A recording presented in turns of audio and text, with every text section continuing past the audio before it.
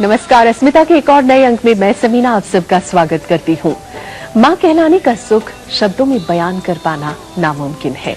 अगर मानसिकता की बात करें तो एक औरत अपने आप को संपूर्ण तभी मानती है जब वो माँ बनती है।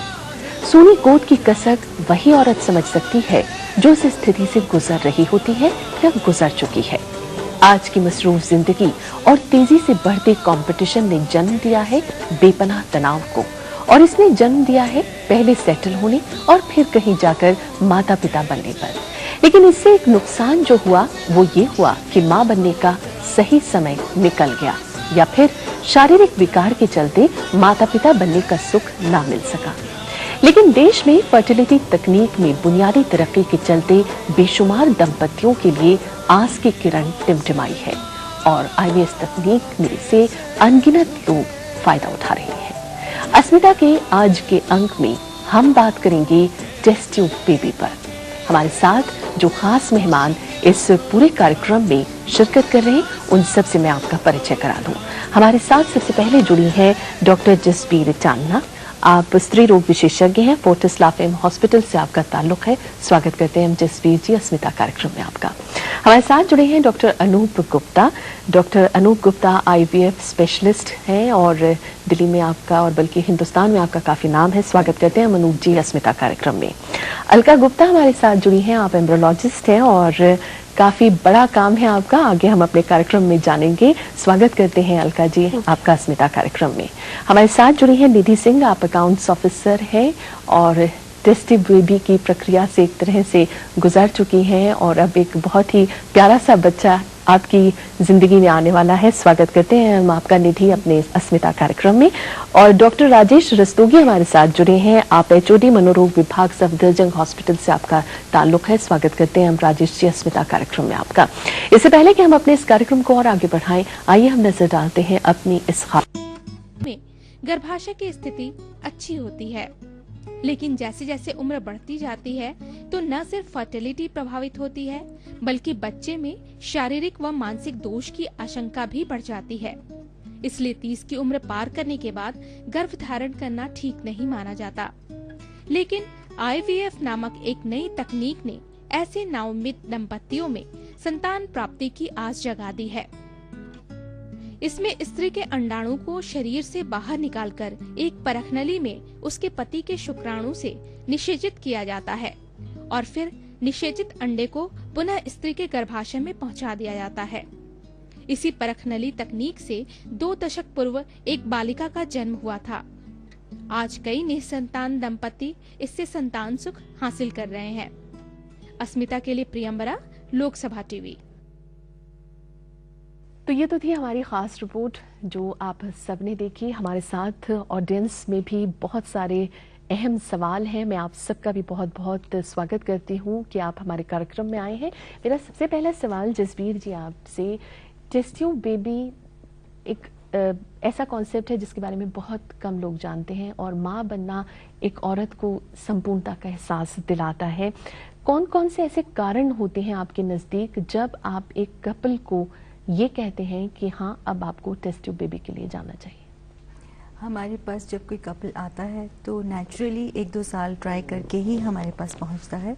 फिर उसको हम इन्वेस्टिगेट करते हैं कि क्या कारण है कि इनका बेबी नहीं हो रहा। सबसे पहले नॉन इन्वेजिव टेस्ट करते हैं, जैसे हस्बैंड का सीमन, उसमें काउंट अच्छा है, मोटिलिटी अच्छी है। और फिर मदर के कुछ ब्लड टेस्ट करते हैं जिससे कि कोई भी इन्फेक्शन है वो रूल आउट हो जाए और कोई भी उनके अंदर ऐसी सी बीमारी है जो हमें पता चल जाए। फिर इन्वेजिव टेस्ट में आते हैं जो कि अल्ट्रासाउंड वगैरह होते हैं। अल्ट्रासाउंड से हम ये पता चला सकते हैं कि उनका यूट्रस की पोजीशन वगैरह सब ठीक है और उनके ट्यूब्स वगैरह सब ठीक है, उसमें कोई ऐसी सी फाइब्रॉइड या ऐसी कोई बीमारी नहीं है जिसकी वजह से वो कंसीव नहीं कर सकते। फिर उनका हम एग स्टडीज़ करते हैं कि देखते हैं उनमें नेचुरली एग बन रहे हैं या नहीं बन रहे।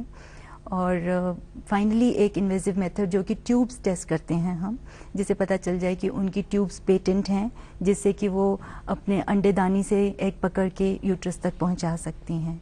ये सब टेस्ट करने के बाद अगर सब कुछ नॉर्मल आता है तो हम पेशेंट को 2-3 महीने का टाइम देते हैं, रादर कुछ 6-7 महीने का टाइम भी दे सकते हैं अगर वो यंग हों तो। और अगर नहीं सक्सेसफुल होता वो हमारी प्रिलिमिनरी ट्रीटमेंट से, तो उनको आईवीएफ के लिए रेफर कर देते हैं। सो मेन कारण हमारे लिए यही होता है कि ट्यूब्स ब्लॉक्ड हैं, या उनके हस्बैंड के स्पर्म्स बहुत कम हैं, या उनकी इतनी एज हो रही है कि उनके पास इतना टाइम नहीं है कि वो नेचुरल के ट्रीटमेंट के लिए ज़्यादा वेट कर सकें, तो हम इमीडिएटली आईवीएफ के लिए उनको रेफर कर देते हैं। डॉक्टर अनूप गुप्ता है हमारे साथ।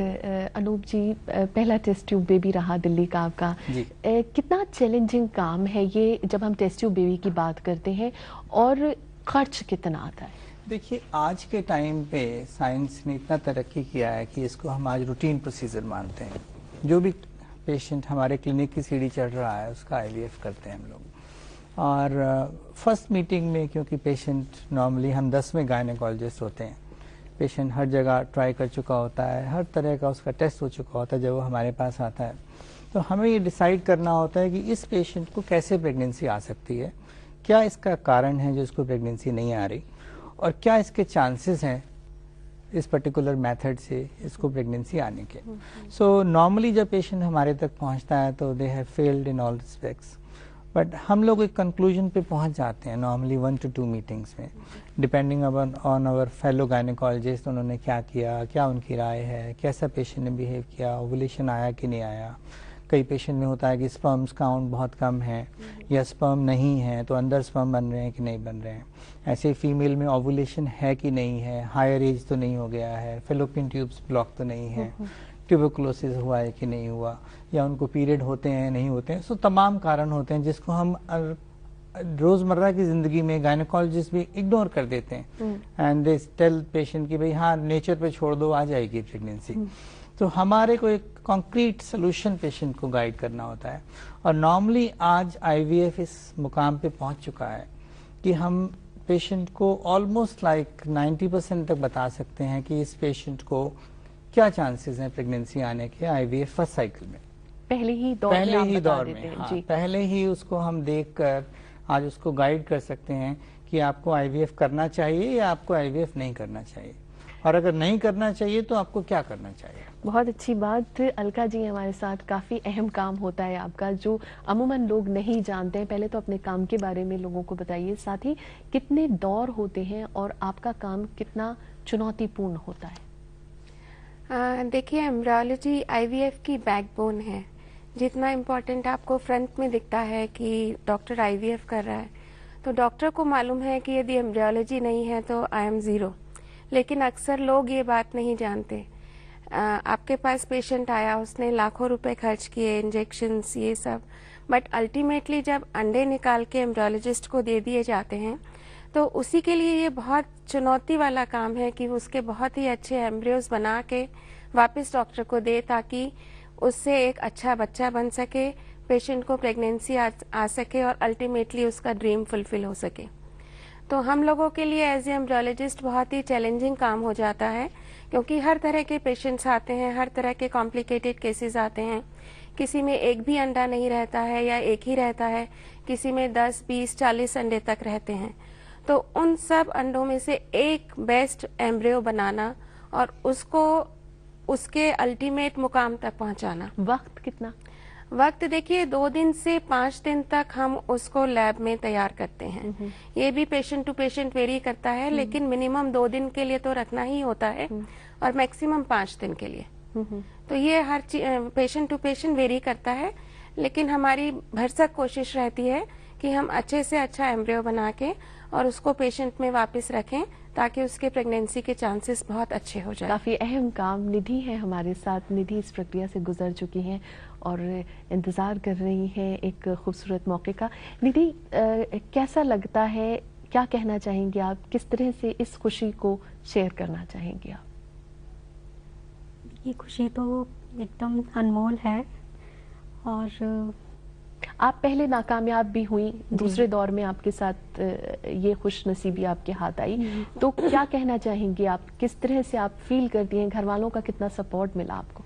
नहीं, देखिए मेरे केस में तो ये रहा कि मैं और मेरे हस्बैंड हैं, हस्बैंड का बहुत अच्छा सपोर्ट रहा। उन्होंने हमेशा यही बोला कि हम लोगों का काम है कोशिश करना, और कुछ प्रॉब्लम्स मेरे साथ भी थी। मैं उस समय वर्किंग थी, तो डेली ऑफिस जाना भी था, तो उस कंडीशन में जो मेरा फर्स्ट टाइम नहीं हुआ, सक्सेस नहीं रहा, वो भी एक, उसको भी पॉजिटिव साइन मानना चाहिए, क्योंकि डॉक्टर साहब ने तो पूरी पहचानने की कोशिश की, लेकिन अगर पेशेंट में कोई प्रॉब्लम निकल आए तो वो नेक्स्ट कोशिश कर सकते हैं कि आपको सक्सेस रेट दें, और मेरे साथ में सेम हुआ। मतलब आपको अपनी उम्मीद नहीं छोड़नी चाहिए। उम्मीद नहीं छोड़नी चाहिए। राजेश रस्तोगी जी हमारे साथ, फैमिली और समाज या सोसाइटी जिसे हम कहते हैं, उसका रोल आपकी नज़र में आप कैसा पाते हैं? साथ ही हमने कई ऑफ द रिकॉर्ड जब बात की तो डीप डिप्रेशन तक का शिकार हुई वो औरतें जो कंसीव नहीं कर पाई। इसमें 2 स्टेजेस बड़ी स्ट्रेसफुल मानी जाती है आईवीएफ के दौरान। एक है जैसा मैडम अलका ने बात करी कि एम्ब्रियो बनाना, तो जब एम्ब्रियो को हम इम्प्लांट करते हैं बच्चे के लिए, तो वो जो वेटिंग पीरियड होता है वो सबसे ज़्यादा स्ट्रेसफुल माना गया है। दूसरा जो स्ट्रेसफुल पीरियड है वो जब कि जैसे निधि ने बताया कि पहली बार वो अनसक्सेसफुल रही, अभी मेरी बातचीत हो रही थी, तो वो उसके बाद ये भी डिप्रेशन में चली गई। सो जो सेकेंड स्टेज होती है कि जब वो अनसक्सेसफुल हो जाता है, बिकॉज ये देखना पड़ेगा कि आईवीएफ है क्या, बेसिकली जो इनफर्टाइल कपल हैं उनके लिए एक इलाज है, और इसको most of the time as a last resort माना जाता है। यदि इसमें भी हम फेल हो गए तो हमारे चांसेस बहुत ही ब्लीक हो जाएंगे सक्सेस मिलने के, बच्चा रहने के। तो ये जो है डिप्रेशन देखने में आता है। अब उसमें कई स्टडीज ऐसी भी हैं जो ये बतलाती हैं कि ये लोग वेल एडजस्टेड कपल होते हैं। इनफैक्ट जो आईवीएफ के लिए जाते हैं, ऐसा देखा गया है कि ये जो कपल होते हैं, बिकॉज उसकी 2 वजह देखी जाती है। एक तो ये कि ये इतने दिनों से इतने, जैसे हमारे समाज में जो स्त्री होती है उसको बांझ कह दिया जाता है इसके लिए, तो पहले ही वो ताने सुन रहे होते हैं। तो ये लोग साइकोलॉजिकली इनकी कोपिंग स्किल्स बढ़ जाती है, एक दूसरे को वो एडजस्ट कर लेते हैं इस दौरान, बिकॉज जब तक वो आईवीएफ के लिए नहीं जा रहे होते हैं। तो एक तो ये है कि वो वेल एडजस्टेड होते हैं। दूसरा, वो लोग मैच्योर होते हैं, एक दूसरे के साथ काफी हद तक कम्युनिकेट कर लेते हैं, और जैसा डॉक्टर अनूप भी बता रहे थे कि हम उनको कम्युनिकेट कर देते हैं, बतला देते हैं, तो वो एक दूसरे को अंडरस्टैंड करते हैं। तो ये 2 फैक्टर हैं। तो अधिकतर ऐसा लोग सोचते हैं कि आईवीएफ के दौरान अनसक्सेसफुल हो जाएंगे, नहीं। तीसरा एक और फैक्टर भी है कि लोगों को मालूम नहीं है। आज फैमिली प्लानिंग के मेथड कई बार हम डिस्कस करते हैं कि क्यों फेल हो गए, people were not aware, proper उसको नहीं दिखा। बिल्कुल, कहीं ना कहीं आईवीएफ तकनीक को लेकर जागरूकता की कमी है। रिसर्च में ये बात सामने आई कि भारत में तकरीबन 10 से 15% दंपति शिशु को जन्म देने में सक्षम नहीं है। इनमें से 20% तो बगैर जांच के ही रह जाते हैं। औरत पुरुष दोनों साझे कारणों से वंचित रहते हैं, लेकिन आईवीएफ के दौरान सेहतमंद और युक्तिपूर्वक आगे बढ़ते रहना सबसे अहम होता है। बने रहिएगा आप अस्मिता के साथ, हाजिर होते हैं बस एक छोटे से ब्रेक के बाद। रहिएगा। हमारे पास एक सवाल आ गया है, आप अपना सवाल लीजिए। किस किस शहरों में ये सुविधा उपलब्ध है जिससे कपल्स आसानी से वहां जा सकें? हर डिस्ट्रिक्ट लेवल पे आप कहेंगे छोटे शहरों में भी आईवीएफ टेक्निक अवेलेबल है, बट इसमें थोड़ा सा ध्यान देने की चीज़ ये है कि ऐसे आईवीएफ सेंटर को आप चुने जो कि सिर्फ आईवीएफ करते हों, जिनको आईवीएफ की थॉरो नॉलेज है, जिनके पास पूरा इंफ्रास्ट्रक्चर है, जो आईवीएफ रोज करते हों। देखिए, एक चीज़ जैसे आपकी शादी होती है, शादी के पहले दिन जो आपको एक्सपोजर होता है और शादी के 10 साल बाद जब आप हस्बैंड वाइफ एक दूसरे को समझते हैं तो उसमें बहुत फर्क होता है। सेम आईवीएफ टेक्निक का है, टेक्निक वही है, बट यू हैव टू सी कि डॉक्टर कितने एक्सपीरियंस्ड हैं, इनके सक्सेस रेट्स क्या हैं, इनका जो अप्रोच है टुवर्ड्स पेशेंट क्या है। नॉर्मली ये सोचा जाता है जब भी हमारे पास पेशेंट आता है कि ये आईवीएफ इनका होना है, बट ये धारणा गलत है। हम उसमें से 40% पेशेंट निकाल देते हैं कि इनको आईवीएफ की जरूरत नहीं है। इनके लिए सिंपल प्रोसीजर आईयूआई भी आईवीएफ जैसा ही है। डॉक्टर साहब, जो इनफर्टिलिटी की जब हम बात करते हैं तो आपके नज़दीक कौन सी ऐसी खास वजह होती है? साथ ही एक रिसर्च में आया और उन कुछ वैज्ञानिकों का ये कहना था कि अब तक आईवीएफ तकनीक के भ्रूण को प्राकृतिक वातावरण नहीं मिल पाने की वजह से ही दोष पैदा हो सकते हैं, इसमें कितनी सच्चाई? देखिए, ये सोचना गलत है। क्या है कि आईवीएफ हम लोग सोचते हैं कि लास्ट रिजॉर्ट है, बट कुछ प्रॉब्लम ऐसी है जैसे फीमेल का ट्यूब्स बंद हो जाना, या उनके अंडे नहीं बनना, या उनके यूट्रस में कोई कमी आना, या हस्बैंड के स्पर्म्स बिल्कुल कम होना या नील होना, अंदर स्पर्म बन रहे हैं, तो ऐसे पेशेंट को तो डे 1 से आईवीएफ चाहिए।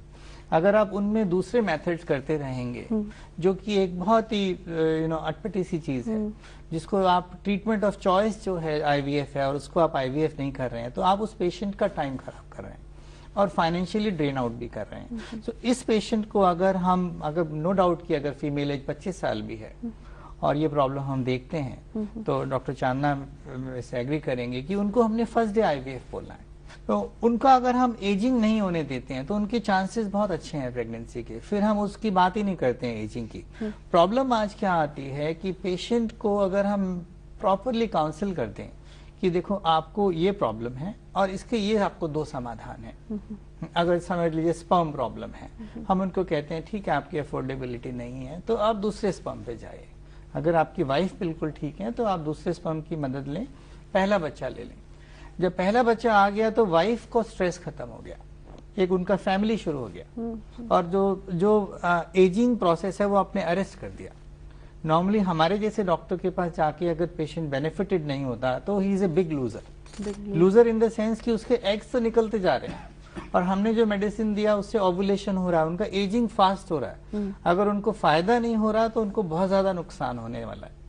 तो अगर हम सोच समझ के उसको इलाज पे डालें तो उनकी एजिंग हम अरेस्ट कर रहे हैं और उनको बेनिफिट कर रहे हैं। आईवीएफ के लिए एक स्टेज होती है कि आफ्टर सम प्रोसेस आपको आईवीएफ की स्टेज पे जाना है। क्या आईवीएफ की कोई स्टेज होती है कि इसके बाद अब आईवीएफ प्रोसीजर? देखिए, अगर फीमेल के ओवेरियन रिजर्व जो अंडाशय है उसमें अंडे कम हो गए हैं, जैसे पहला फैक्टर होता है एज, अगर उनकी एज 37-38 से ऊपर हो गई है, उनके पीरियड्स लेट होने शुरू हो गए हैं, उन्होंने पहले फॉलिकुलर मॉनिटरिंग किया है उसमें अंडे कम बन रहे हैं, या उनको अंडे बनाने के लिए बहुत ज़्यादा इंजेक्शन लगाने पड़ रहे हैं, इसका मतलब उनकी जो ओवरीज में अच्छे वाले अंडे हैं वो ख़त्म हो गए हैं।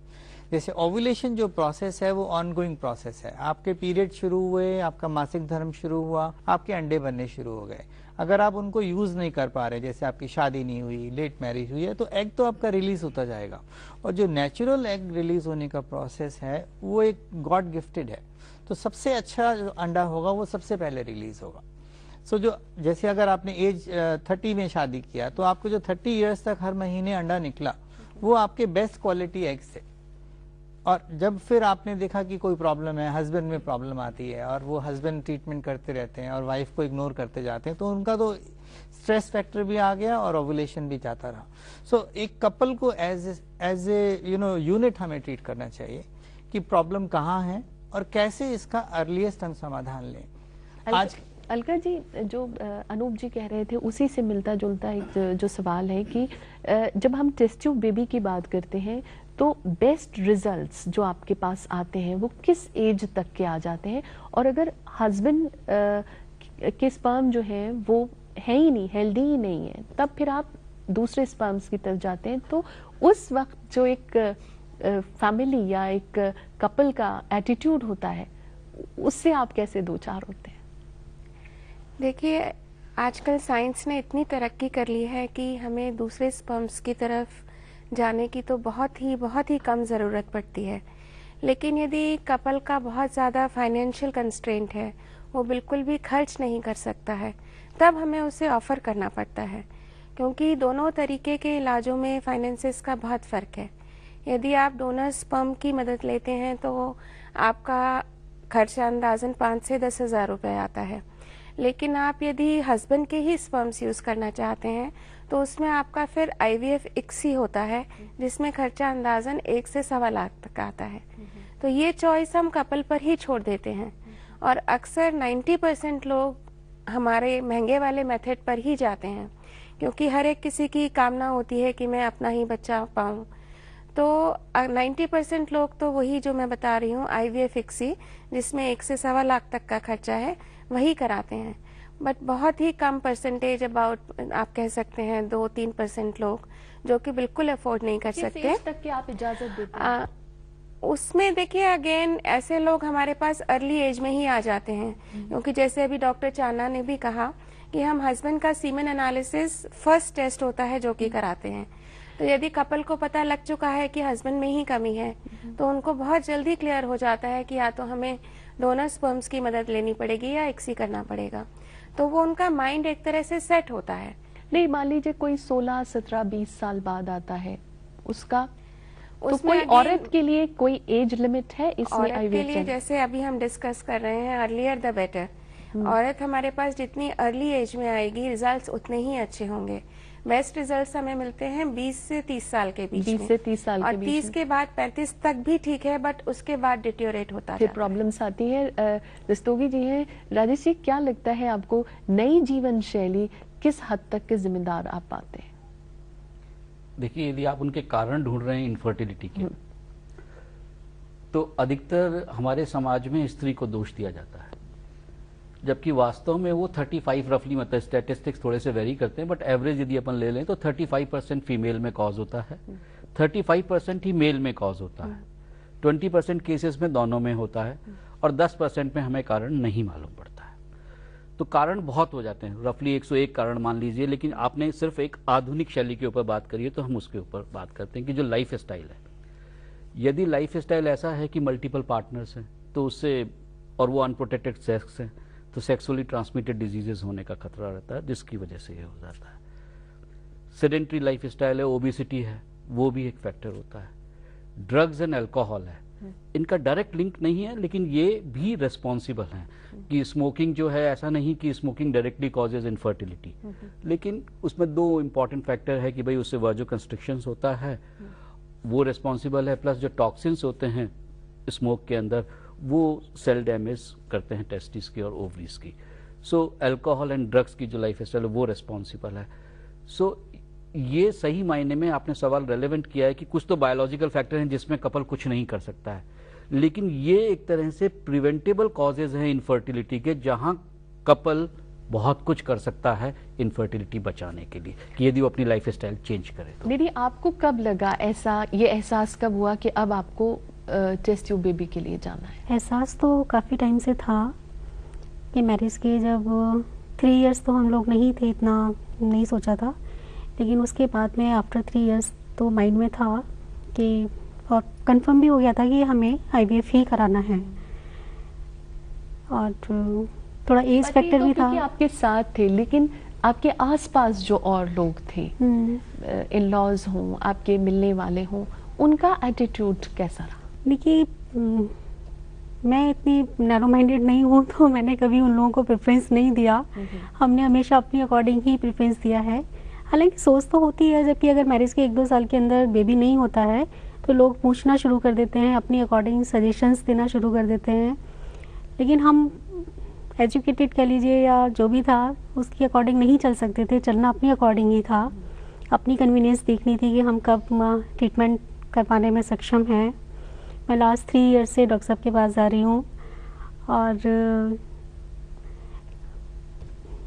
टेस्ट ट्यूब बेबी को लेकर के आज भी लोगों को कई बार 100% उन्हें ये नहीं पता होता। वो लोग कई बार सोचते हैं कि शायद स्पर्म्स किसी और के हैं या एग्स किसी और के हैं। उनको अभी भी ये श्योर नहीं होता। हमारे बुजुर्गों को ले लीजिए, या लोग अभी भी 100% इस चीज़ से अवेयर नहीं है कि टेस्ट ट्यूब में भी बेबी पूरी तरह से आपका ही होता है। तो कहीं ना कहीं लोगों को ये इत्मीनान रखना चाहिए और अपने डॉक्टर पर यकीनन विश्वास रखना चाहिए। महिला की उम्र 40 से ज्यादा होना या धूम्रपान का सेवन, हार्मोनल समस्या आदि ऐसे कई कारण हैं जो गर्भधारण में मुश्किल पैदा कर सकते हैं। ले लेते हैं ब्रेक, फिर चलेंगे आवाम के बीच और कुछ और सवाल हैं उन्हें भी लेंगे। आप बने रहिएगा अस्मिता के साथ। और हमारे साथ ऑडियंस में कुछ और सवाल हैं, उन्हें भी ले लेते हैं। आप अपना सवाल पूछिए। सर, अगर आज के यंगस्टर्स की बात करें तो प्री मैरिजल सेक्स और उसके अलावा कॉन्ट्रासेप्टिव का जो यूज़ है वो बहुत बढ़ता जा रहा है, तो क्या ये भी ऐसा लाइफस्टाइल भी उनकी इनफर्टिलिटी में रिजल्ट करता है? प्री मैरिटल सेक्स इनफर्टिलिटी में नहीं रिजल्ट करेगा, प्री मैरिटल सेक्स। लेकिन यदि प्री मैरिटल सेक्स अनप्रोटेक्टेड है तो उससे जो सेक्सुअली ट्रांसमिटेड डिजीजेज हैं वो होने का खतरा होता है। और वो लेडीज में एक पेल्विक इन्फ्लेमेटरी डिजीज, डॉक्टर बैठी हैं यहाँ पे, वो बताएंगे कि वो होने के चांसेस बढ़ जाते हैं। वो रेस्पॉन्सिबल होता है बहुत सारे केसेस के अंदर इनफर्टिलिटी में। सो डायरेक्टली नहीं है, premarital sex not directly proportion to the infertility. लेकिन यदि वो अनप्रोटेक्टेड है और मल्टीपल पार्टनर के साथ है तो रिस्क बढ़ जाता है। जसवीर जी, आप जवाब। अगर प्रेगनेंसी हो जाती है, कई बार आपको इतनी अवेयरनेस नहीं होती या कोई गलती हो जाती है, एक अबॉर्शन होने के बाद chances of infertility are quite high. क्योंकि जब ये अबॉर्शंस करते हैं तो आप छोटी छोटी जगहों में जाके करते हैं, पूरा बताते नहीं हैं कि हम मैरिड नहीं हैं, एंटीबायोटिक कवर देता है डॉक्टर या नहीं, उससे आपको कई बार नुकसान हो जाता है। अगला सवाल ले लें। मेरा सवाल डॉक्टर अनूप जी से है। एक्यूप्रेशर विधि से क्या अच्छा रिजल्ट मिलता है? देखिए, एक्यूप्रेशर एक बहुत ही लिमिटेड और थोड़ी सी ऑर्थोडॉक्स विधि है। अगर पेशेंट का रीज़न है इनफर्टिलिटी का सिर्फ स्ट्रेस, तो यस, एक्यूप्रेशर थोड़ा सा मदद कर सकता है। बट अभी जो सोसाइटी में धारणा है, जो मेडिकल सर्कल में धारणा है, कोई एक्यूपंक्चर एक्सपर्ट हैं वो एक्यूपंक्चर देने लगेंगे, कोई अगर होम्योपैथी वाले हैं वो कहेंगे हाँ हम शर्तियाँ ठीक कर देंगे, किसी को फाइब्रॉयड है तो वो कहेंगे हम फाइब्रॉयड दूर कर देंगे, किसी की ट्यूब बंद है तो डॉक्टर उसकी सर्जरी कर देगा। सो ये सब अपने एक सेल्फ एक्वायर्ड मेथड्स हैं जो कि सोसाइटी में बड़े प्रेवलेंट हैं, और डॉक्टर उसी को लेके उसी डायरेक्शन में चलना शुरू कर देता है। हमारी सलाह ये है हर सोसाइटी में, और जब भी हम मेडिकल लेक्चर्स के लिए जाते हैं, आई जस्ट टेल देम कि पहले आप एक कंक्लूजन पे पहुंचिए कि इनकी प्रॉब्लम कहाँ है, और प्रॉब्लम देखकर आप देखिए कि क्या आप इसका समाधान कर सकते हैं या नहीं कर सकते।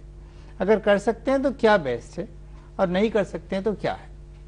जैसे आपने पूछा एक्यूप्रेशर, बिल्कुल हेल्पफुल है। एक्यूप्रेशर अगर आपको सुला सकता है, आपको डिस्ट्रेस कर सकता है, तो आप में जो टेंशन हो रही है, जो आपका एग टेंशन होगी तो एग रिलीज नहीं होगा, तो एग रिलीज होने में मदद करेगा।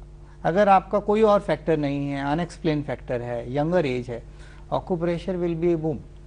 बट इफ अगर ट्यूब्स बंद हैं या स्पर्म काउंट बहुत ही कम है, तब एक्यूप्रेशर ने कुछ नहीं करना। अगला सवाल ले लें। नॉर्मल प्रेगनेंसी में होता है कि एक लेडी जिन सर्कमस्टांसिस से गुजरती है, क्या ये टेस्ट ट्यूब बेबी के दौरान के प्रोसीजर के दौरान भी वो लेडी ऐसे ही प्रोसेस से गुजरती है, या उस बच्चे के ऊपर जो साइकोलॉजिकली एक नॉर्मल डिलीवरी के दौरान जो असर पड़ता है, क्या टेस्ट ट्यूब बेबी वाले बच्चे के ऊपर भी वैसे ही असर पड़ता है? देखिए, टेस्ट ट्यूब बेबी जो है, ये प्रेगनेंसी एक प्रेशियस प्रेगनेंसी है। पेशेंट ने बहुत सारे एफर्ट किए हैं, उसके बाद उनको प्रेगनेंसी आई है, तो थोड़ा स्ट्रेस का दौर तो ज़रा ज़्यादा गहरा रहता है। बट जब एक बार पेशेंट को प्रेगनेंसी आ जाती है तो उसको एक काफ़ी तसल्ली हो जाती है कि हाँ अब वो कैरी कर रही हैं, तो वो स्ट्रेस फैक्टर उससे बैलेंस हो जाता है। सो उस बच्चे का मानसिक तनाव पे कोई मतलब मानसिक तनाव से उससे कोई फर्क नहीं पड़ता है। और नॉर्मली आईवीएफ के बच्चे, जैसे पहले तो धारणा थी कि जैसा निधि ने भी बताया कि जी स्पर्म दूसरे हैं, ये है, you know this and that, आज वो सब दूर हो चुकी है। क्योंकि जब ये हमारे क्लिनिक में आते हैं तो देखते हैं कि 100 मरीज बैठे हैं और सबकी यही प्रॉब्लम है, और सबको किसी ना किसी ने भेजा है। देखिए, हम कहते हैं एक पेशेंट जो हमारे यहाँ आया उसको 5 रेफरेंस कम से कम होते हैं, तब वो हमारे तक पहुंचता है, तो उसको एक तसल्ली हो चुकी होती है। हमारे तो बेस्ट कौन रहते हैं, patient to patient interaction. Baby वैसा ही हेल्दी होता है जैसा नॉर्मल एब्सोल्युटली प्रेगनेंसी हेल्दी। में? देखिए, उस बेबी को तो डे 1 से उसको प्रॉपर न्यूट्रिएंट मिले होते हैं, जो कि नेचुरल प्रेगनेंसी में नहीं मिले होते हैं। बट ओनली फैक्टर ये होता है कि वो पेशेंट जिसको बेबी हो रहा है उसको प्रॉब्लम थी, उस प्रॉब्लम के चलते जो अंडे में थोड़ी बहुत कमी आती है या फीमेल की एज बढ़ जाती है, वो प्रॉब्लम रहती है। अदरवाइज अगर यंग फीमेल है, 25 साल की, हस्बैंड की प्रॉब्लम है, हमने आईवीएफ फिक्स किया, तो वो तो सुपर हेल्दी बेबी होगा। और हमने देखा है, ये अपने यहाँ हम लोग एक बेबी मीट करते हैं एवरी ईयर, तो उसमें जो उस साल के बच्चे होते हैं उनको बुलाते हैं, और देखा है कि हर पेशेंट बताता है कि जी मेरा तो दूसरा बच्चा है, वो 4 साल का हो गया, वो सुपर इंटेलिजेंट है, क्लास में फर्स्ट आता क्या है, बात है, परफॉर्मेंस अच्छी है। और एक हमने बल्कि बेबी शो का स्टेज परफॉर्मेंस किया था अपने यहाँ, अच्छा, और उसमें आई वाज सरप्राइज कि कितना अच्छा परफॉर्म कर रहे हैं। और देखिए, बच्चे को फर्स्ट डे से जो मिलना चाहिए बाहर, वो हम अंदर से दे रहे हैं पहले ही लैब से। जब हमने एग निकाला और जब हमने एग बनाना शुरू किया, उसको हमने जो हार्मोन उसको कम टाइम पे मिलते थे वो हमने पूरे टाइम पे दिए। एग को सिलेक्ट किया, स्पर्म को सिलेक्ट किया, एम्ब्रियो बनाया, एम्ब्रियो को सिलेक्ट किया। तो आशंकाएं नहीं रखनी चाहिए। अगला एक सवाल ले ले। मैं डॉक्टर साहब, मेरा शादी के 13.5 साल बाद बेटा हुआ, और मैं डॉक्टर आभा मजूमदार जैसे कहते हैं बहुत अच्छे डॉक्टर हैं, मैं उनके पास आईवीएफ के लिए गई थी, पर उन्होंने मुझे गाइड किया कि आपका एग वगैरह ठीक है और हस्बैंड के ये सीमेंस वगैरह रिपोर्ट बिल्कुल नॉर्मल है, तो आपका ऐसे ही नॉर्मल हो जाएगा। पर मेरा 13 मंथ्स ट्रीटमेंट चला और मेरे को फॉस्टिन इंजेक्शंस वगैरह दिए। उसके बाद मेरा IUI किया 5 टाइम और लेप्रोस्कोपी भी किया, और वो 13.5 साल वाला बेटा हुआ उसके बाद, और बिल्कुल नॉर्मल हुआ डॉक्टर साहब। 33 एज था मेरा, और ऑफिस आती रही, मैं सामने होम मिनिस्ट्री में हूँ, कोई प्रॉब्लम नहीं था, कुछ नहीं था। और उसके बाद अभी 5 साल का बेटा होगा अगस्त में, पर अभी कोई कंसीव नहीं हुआ। मैं चाहती हूँ कि सेकंड बेबी, अभी 37 एज है मेरा। पहले आपकी एज फिर भी ठीक थी, 33 एज थी, तब आपको प्रेगनेंसी आ गया, लेकिन उसमें भी 11 साल लगे। हाँ, पूरी आपको मेहनत करनी पड़ी, डॉक्टर ने ओवुलेशन के इंजेक्शंस दिए। बट 33 साल और अब 38 साल की एज में काफ़ी एज डिफरेंस आ गया, अब हायर एज ब्रैकेट में आ गए हैं। शायद आज आपकी सिचुएशन ऐसी नहीं है कि आपके पास ओवेरियन रिजर्व अच्छा है, तो हो सकता है आपकी एग क्वालिटी काफ़ी डिटेरिएट की, जैसे हम बात भी कर रहे हैं कि जैसे जैसे एज बढ़ती है तो ओनली लेफ्ट ओवर एग्स रह गए हैं। अगर आपको लगता है कि अभी भी आपको प्रेगनेंसी आप पे में बहुत ज़्यादा इंटरेस्टेड हैं, तो आप आईवीएफ में बढ़ें तो ज़्यादा बेटर है। लास्ट टाइम जब मेरे को इंजेक्शंस दिए थे और मेरा जो आप बता रहे हैं एग के प्रॉब्लम जो था वो प्रॉपर होता नहीं था ठीक से, तो E2 टेस्ट में प्रॉब्लम आती थी। तो मैं मेरा ये ओपिनियन है कि जो एग का जैसे दोबारा से फॉस्टिन्स वगैरह या ब्रूसलिन इंजेक्शंस वगैरह शुरू किए जाएं, और शायद मैं एक बार सोच रही थी कि किसी डॉक्टर से, अभी मैंने कंसल्ट नहीं किया। नहीं, तो आपको देर नहीं करनी चाहिए। देखिए पहले भी आपको ओवुलेशन प्रॉब्लम था, तो अभी आप देर ना करें और ट्राई करें जितनी जल्दी हो सके, जितनी जल्दी हो सके। देखिए यहाँ मैं एक चीज कहना चाहूंगा, बिकॉज मैंने ऐसे 3 या 4 मरीज देखे हैं जो लेट एज में प्रेगनेंसी मिल रहे हैं। लेट एज प्रेगनेंसी के अंदर बच्चे के एबनॉर्मल होने के चांसेस, जहां नॉर्मल में 1:700 होते हैं, वहां 1:100 हो जाते हैं। मोंगोलिज्म जो है, डाउन सिंड्रोम, मंद बुद्धि का बच्चा। तो जब आप डिसीजन लें तो आप इसका भी ध्यान रखें, क्योंकि एक लेडी 48 में आई, 20 साल बाद उनके दूसरा बच्चा हुआ था। आई सिंपली आस्क हर कि अम्मा अब आपको जरूरत क्या थी, बिकॉज शी हैड 3.5 साल की बच्ची थी और वो मंद बुद्धि की बच्ची थी। अब उनकी जो बची हुई लाइफ थी वो कॉम्प्रोमाइज्ड हो गई। तो the answer was very shocking and was very कि डॉक्टर साहब मुझे किसी ने मना भी तो नहीं किया। Probably she did not get counseling on that aspect कि चांसेस एबनॉर्मल बच्चे होने के हैं। तो जल्दी करें, जरूर करें, लेकिन इस चीज को ध्यान में रखते हुए अपना डिसीजन लें। सवाल मेरा आपसे है कि जो आजकल लड़कियां ओबिसिटी एकदम बहुत मोटी मोटी हो गई हैं और उनको पीरियड्स की भी प्रॉब्लम होती है, इसी वजह से थायराइड की भी थोड़ी थोड़ी शुरुआत हो जाती है, उनको किस तरीका का लाइफस्टाइल रखना चाहिए, खाने में क्या लेना चाहिए, जो कि मतलब ये इनफर्टिलिटी इनकी जो प्रॉब्लम है ना, ये इस लाइन में जाना ही ना पड़े कि ये ऐसी स्टेज आए। मैं एक्चुअल में आज की जनरेशन की तरफ से पूछना चाह रही हूँ, क्योंकि मेरे भी बच्चे इस स्टेज में चल रहे हैं, थोड़ा सा जानना चाहूँगी। बहुत अच्छा सवाल है। ये पीसीओडी एक कंडीशन आ गई है जो कि हर दूसरी लड़की अपना अल्ट्रासाउंड कराती है तो उनको बताते हैं कि आपको पीसीओडी है। इसका कोई कारण अभी तक बिल्कुल बताया नहीं गया, मगर स्ट्रेस रिलेटेड मैं समझती हूँ ये है डिजीज़, जिससे कि ईस्ट्रोजन्स का लेवल ऐसा नहीं बनता है कि जो एग्स बाहर निकलें और वो एग्स अंदर ही रह जाते हैं, और प्रोजेस्टेरॉन का लेवल बॉडी में इतना नहीं आता कि उनके पीरियड्स रेगुलर आएँ और वो डिले हो जाते हैं। तो अब उसके बहुत सारे कारण भी होते हैं और इलाज भी उन कारणों को देख के ही होता है। जैसे अगर डायबिटिक फैमिली है तो फिर डायबिटीज़ कंट्रोल करना चाहिए, वेट बढ़ने नहीं देना चाहिए, इसमें एंड्रोजन्स बढ़ जाते हैं। ऐसे खाने खाएं जिसमें कि ईस्ट्रोजन लेवल बॉडी का ठीक रहे, और जब भी आपको लगे कि थोड़ा सा वेट बढ़ रहा है, क्या पता वो पीसीओडी ना हो, मगर टेस्ट करवा के उसको ज़रूर रूल आउट कर लें, और ये भी देखें कि कोई थायराइड की प्रॉब्लम तो नहीं हो रही, क्यों वेट बढ़ रहा है। अगर पहले जैसे फर्स्ट स्टेज पे ही हो तो आके टेस्ट करवा लें, ताकि हम ऐसी एडवाइस दे सकें जिससे कि हार्मोन्स लेने की स्टेज ना आए। तो आज की यंग गर्ल्स के लिए एक बहुत अच्छी सलाह, टेस्ट ट्यूब बेबी की प्रक्रिया लंबी है, जटिल है, फीस भी अच्छी खासी है और सावधानी भी जरूरी है। लेकिन सबसे अहम और ध्यान देने वाली बात यह है कि आप इस दौरान जिस भी डॉक्टर से जुड़ी जरूरी है उसके द्वारा दी गई गाइडलाइंस का पूरा ख्याल रखें। ले लेते हैं ब्रेक, कुछ और सवाल हैं उन्हें भी लेंगे, आप रहिएगा अस्मिता के साथ। ब्रेक के बाद अस्मिता में आपका एक बार फिर स्वागत है। अस्मिता के आखिरी दौर में ये जानने की कोशिश करते हैं कि टेस्ट ट्यूब बेबी की प्रक्रिया से जुड़ने वाले दंपतियों के लिए क्या है ज़रूरी सलाह, और लेट मैरिज के बढ़ते चलन को देखते हुए क्या कहना है हमारे पैनलिस्ट का। लेकिन उससे पहले कुछ और सवाल हैं उन्हें भी ले लेते हैं। आप अपना सवाल पूछें। सर, मेरा अनुज जी से सवाल है, अगर ट्यूब खराब हो जाए तो क्या कोई रास्ता बचता है? देखिए, अगर फेलोपियन ट्यूब्स खराब हो गई हैं और उसका कारण हमें पता है, अगर वो नॉन ट्यूबरकुलर है, अगर आपने ट्यूब्स बंद की हैं और फिर आप बच्चा चाह रहे हैं, पहले आपको बच्चा है, आपने ट्यूबल सर्जरी किया, बच्चे बंद करने का ऑपरेशन किया और फिर आप चाह रहे हैं कि नहीं बच्चा और चाहिए, तब तो उन्हें खोला जा सकता है। अगर उनको कोई थोड़ा बहुत इन्फेक्शन आया, पेल्विक इन्फेक्शन या इस तरह के इन्फेक्शन जिससे ट्यूब अफेक्टेड हैं, तो उनमें सर्जरी की जा सकती है। बट अगर आपको लगता है कि ट्यूबरकुलोसिस से बंद है या ट्यूब डॉक्टर कह रहे हैं कि रिपेयर नहीं हो सकती है, तो उनके लिए IVF ही एक रास्ता रह जाता है, जो कि काफ़ी एक्सेप्टेबल टेक्निक है। एक अगला सवाल। डॉक्टर अनूप, मैं ये पूछना चाहती हूँ, आप जैसे बता रहे हैं कि 20 to 30 एज हो और सारे सर्कमस्टेंसेस अच्छे हैं, तो सक्सेस रेशियो कितना होता है? देखिए, अगर फीमेल एज 20 to 30 है और हस्बैंड की प्रॉब्लम है तो सक्सेस रेट 60 to 70% आता है पर साइकिल।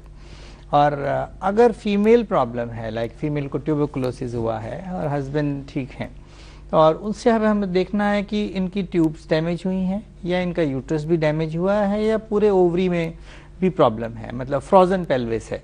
सो उनके धीरे धीरे चांसेस कम होते जाते हैं। क्या होता है, जब भी ट्यूबरकुलोसिस हुआ तो ब्लड सप्लाई हैम्पर होती है डिफरेंट पेल्विक ऑर्गन्स को, रिप्रोडक्टिव ऑर्गन्स को। उनके मेंस्ट्रुएशन कम हो गया, यूट्रस के अंदर एडिशंस आ गए। देखेंगे आप, पेशेंट बताएगा कि आपको पहले तो 3-4 दिन ब्लीडिंग होता था, खुल के होता था, अब थोड़ा ब्लीडिंग कम हो गया धीरे धीरे। सो अगर ऐसे सिम्टम्स वो दे रहे हैं तो उनके थोड़े थोड़े चांसेस कम हो जाते हैं। बट हमने ये देखा है कि अगर हम एक पेशेंट का एक बार IVF करते हैं और उसमें हमने देखा कि उनके एग्स ठीक बने हैं, एम्ब्रियोज भी ठीक बने हैं, एम्ब्रियोज की ग्रोथ अच्छी आई है, बट उनको फर्स्ट साइकिल में प्रेगनेंसी नहीं आता है, तो उसको नेक्स्ट साइकिल में हम इतना एडवाइस कर सकते हैं कि आपकी क्या चांसेस हैं सेकेंड साइकिल में प्रेगनेंसी आने के, आप करें या ना करें। और हमने देखा है अगर हम उस पेशेंट को सेकेंड साइकिल में लेते हैं और उसमें भी प्रेगनेंसी नहीं आता है तो थर्ड साइकिल में लेते हैं, normally with in first 3 cycles 90% patient pregnant हो जाते हैं, उनकी कोई भी प्रॉब्लम रही हो।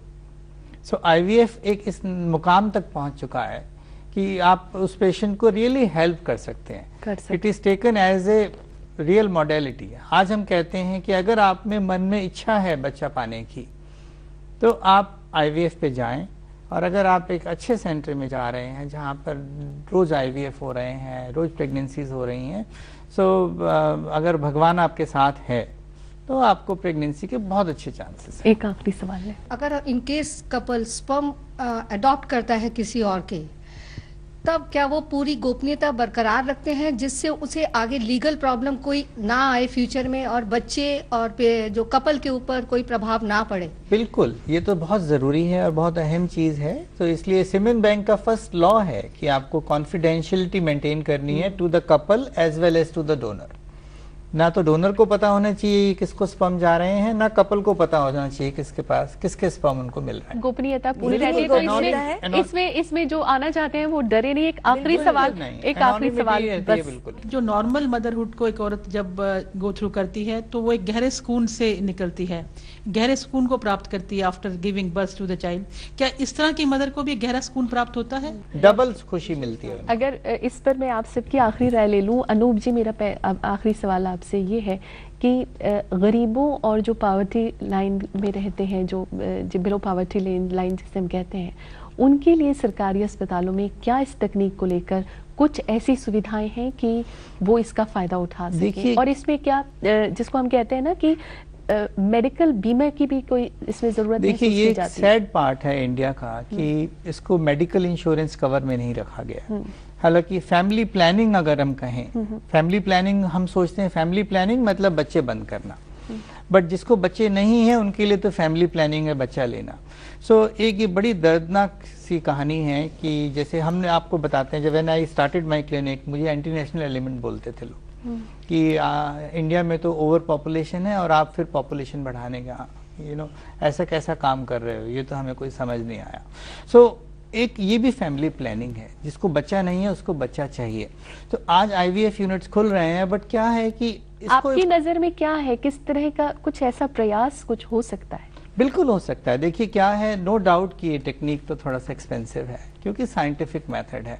इसमें बहुत सारे दवाइयाँ लगती हैं जो कि जैसे हमने एग को बाहर निकाला उसको ग्रो करने के लिए, एम्ब्रियो बनाने के लिए कुछ उसमें इंस्ट्रूमेंट्स लगते हैं, जैसे हमने निडल यूज़ करना है, कैथेटर यूज़ करना है एम्ब्रियो डालने के लिए, फॉलिकुलर मॉनिटरिंग करनी है, हार्मोन्स देने हैं जो कि फीमेल सोर्स से बनते हैं, सब एक आधुनिक तकनीक से बनते हैं, तो उनका एक कॉस्ट है उसको आप कट डाउन नहीं कर सकते हैं। हालांकि गवर्नमेंट हॉस्पिटल्स में जैसे ऑल इंडिया इंस्टीट्यूट में सेंटर खुला है, मौलाना आजाद मेडिकल कॉलेज में IVF यूनिट शुरू हुआ है। वहाँ उन गरीबों को सहायता मिल नहीं, बट गरीबों को सहायता में जितनी मिलनी चाहिए उतनी नहीं मिल पा रही है। वहां पर भी खर्चा IVF का अंदाजन 1 लाख रुपए आ जाता है।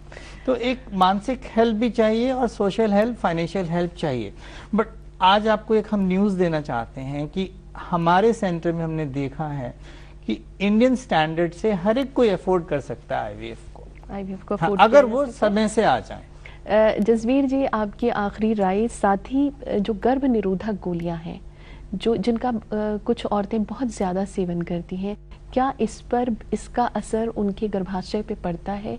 और साथ ही बेटा या बेटी होना, उसमें क्या सारा दोष एक औरत का होता है? गर्भ निरोधक गोलियां अगर कोई फैमिली कंप्लीट करने के बाद लेता है तो कोई इसका नुकसान नहीं फैमिली होता। अभी शुरू भी नहीं हुई है। जो मैरिजेस में जो हम देखते हैं ना कि आजकल कपल्स का ये कहना रहता है कि भाई 5-6 साल तो हम अपनी जिंदगी खुद जिए। अगर शॉर्ट टर्म के लिए लें और उसके बाद क्योंकि ये ओवुलेशन को सप्रेस करती हैं, अगर ऐसे कुछ हिसाब से लें कि मैं 1 साल तक बच्चा नहीं चाहती तो 6 महीने गोलियां ले लें और उसके बाद कॉन्डोम्स वगैरह ऐसी चीज़ें यूज़ करें कि वो हार्मोन्स ना हो और कुछ टाइम दें। और अगर 1 साल के बाद फिर नहीं कंसीव कर रहे तो ओवुलेशन स्टडीज करा लें, तो इनका ज़्यादा नुकसान नहीं है। बहुत ज़्यादा जो पिल्स लेते हैं उसको आप सही मानती हैं? लंबा टाइम पे नहीं लेना चाहिए। अलका जी, आप आखिर में क्या कहना चाहेंगी? साथ ही उन कपल्स को किस तरह से एजुकेट करने की ज़रूरत है जो कहीं ना कहीं इस मानसिकता से डरे हुए होते हैं कि हम किसी और का स्पर्म ले रहे हैं और समाज को पता लगेगा तो क्या होगा? देखिए, ऐसे कपल्स को मैं यही कहना चाहूँगी कि अपने डॉक्टर पे विश्वास करना सीखें। एक डॉक्टर उनकी तभी हेल्प कर सकता है जब वो उस पर फेथ करेंगे। और ऐसा नहीं है कि दूसरे स्पर्म्स यूज करके उनको बच्चा हो जाएगा। ये भी तो एक मिथ है ना सोसाइटी में। केवल स्पर्म यूज करने से बच्चा हो सकता तो हमारे जैसे सेंटर्स तो खुलने की जरूरत ही नहीं थी। तो इस मिथ से निकलें, थोड़ा अपने को एजुकेट करें।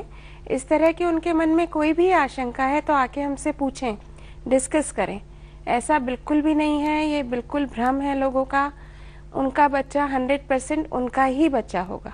उनका ही बच्चा होगा। राजेश जी, आप क्या कहेंगे सामाजिक मान्यताओं को लेकर? साथ ही कितना बोल्डली इसमें आने की जरूरत है अगर कोई कपल्स आना चाहते हैं बिना किसी फिक्र के? देखिए, इनफर्टिलिटी चूंकि एक सोशल स्टिग्मा है तो वो लोग अपने आप को आइसोलेट कर लेते हैं और ये एक प्रोसेस है, ऐसा नहीं है। इसको हम बहुत सी बार एंड रिजल्ट देखते हैं कि आज हो गया है। जो कपल इनफर्टाइल है, चाहे वहाँ मेल है या फीमेल है, already they have gone through the process of 8 to 10 years और 5 years और 4 years। तो उस दौरान उनके अंदर बहुत चेंजेस आ चुके होते हैं। बहुत सी बार, जैसे कि जब आपने कहा था कि उसके जो कॉजेज होते हैं रेमीडियल, उसमें स्ट्रेस फ्री लाइफ जीने की भी ज़रूरत है, कोपिंग स्किल सीखने की ज़रूरत है। एक बड़ा अच्छा कार्टून है जो डिपिक्ट करता है कि हस्बैंड वाइफ एक डबल बेड पे बैठे हुए हैं, दोनों अपने लैपटॉप पे हैं और वो एक ईमेल दूसरे को भेज रहा है कि यार बहुत दिनों से आपने कोई ईमेल नहीं भेजी। ये नौबत नहीं आए यदि पर्सनल लाइफ के अंदर एक दूसरे से ओपनली कम्युनिकेट करें और अपना प्रेशर एटीज करें, तो मैं समझता हूं कि जो ट्रीटेबल कॉजेज हैं उनको तो हम दूर रख सकते। और नवविवाहितों के लिए कुछ कह दे? नवविवाहितों के लिए यस, बिकॉज नवविवाहितों के लिए तो मैं यही कहना चाहूंगा कि अनप्रोटेक्टेड सेक्स की तरफ ना जाएं, जो एक प्रिवेंटेबल कॉज है इनफर्टिलिटी का।